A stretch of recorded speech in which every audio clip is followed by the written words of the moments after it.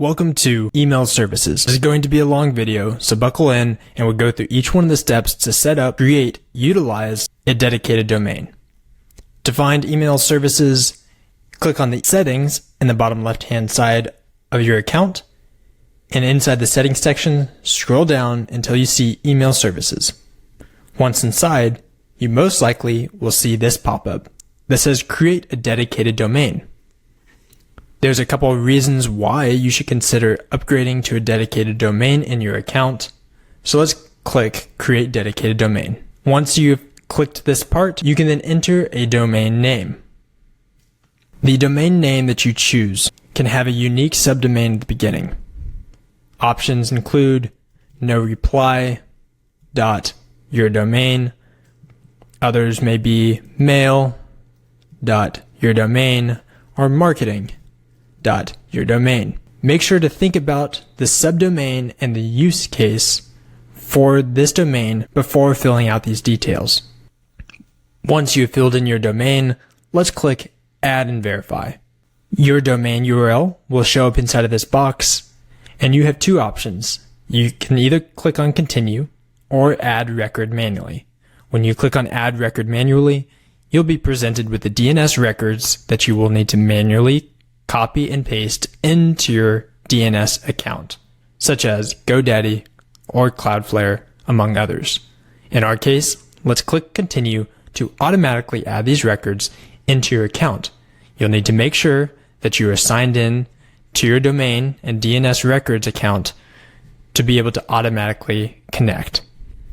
Once your domain provider is found, then you can click on Authorize Domain.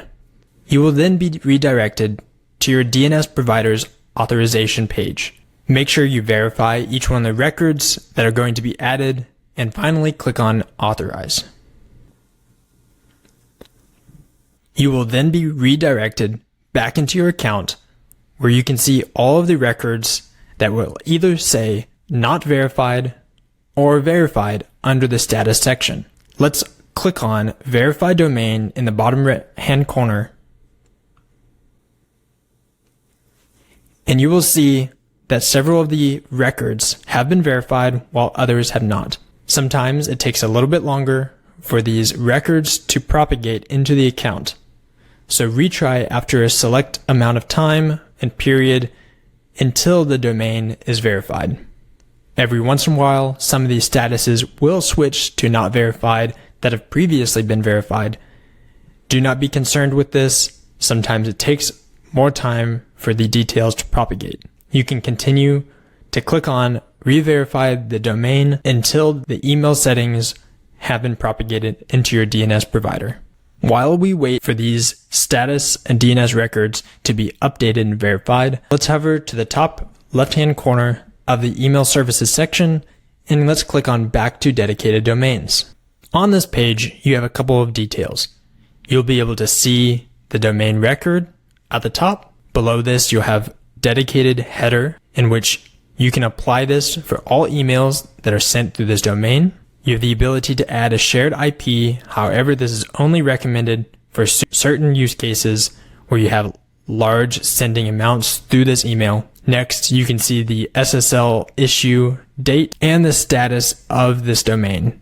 In our case, this is a brand new domain and several of the DNS records are still propagating in the account. On the top right-hand corner, you have the ability to add additional domains. At the top, you also have dedicated domain and domain configuration.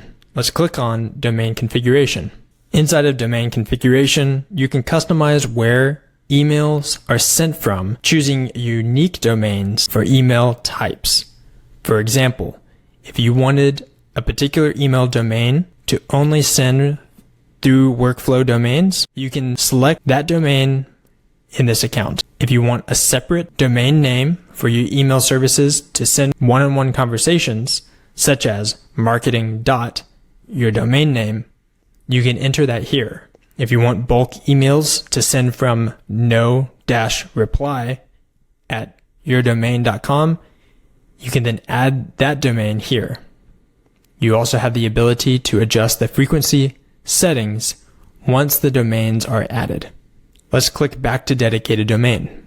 Inside of this section, let's click on the 3 dots in the upper left-hand corner of your domain box. At the moment, we have the ability to set headers in which we can enter in a from name that is a designated header for which all emails originating from this domain will send. Clicking back at the 3 dots, you also have the ability to delete the domain and verify the domain. For now, let's click back to SMTP services. On this page, we have a couple of options available to us. We can see the SMTP service and the default provider. Next, we have reply and forward settings. In this section, you'll be able to set up emails as your forwarding address. Note that forwarding addresses cannot use the same domain as your sending domain, so that you prevent infinite loops. You also have the ability to BCC emails inside of your account and forward emails to an assigned user. Next, you can select a reply address to be added to all emails. This will set a default reply email to all emails in your account. However, this reply causes conversations that are replied to not being able to be tracked in a conversation thread within your account. Next, we can look at email analytics. Each one of these boxes can be sorted by a unique amount of time and additional filters by email source. You can click on individual email boxes to sort your email report. Next, you can look at the risk assessment and keep track of the email verifications and the risk associated with each. Let's click back at SMTP services. In this area, we can add additional services, providers such as Outlook, Gmail, SendGrid, and others, or add additional dedicated domains by clicking on Dedicated Domain. Once all the status sections have switched to verified, your account will be ready to send. Make sure you follow proper email warm-up sequencing to make sure that your reputation of your dedicated email stays consistent to allow you to send. There's one additional record that's a DMARC record that says optional, but you should add it to your account.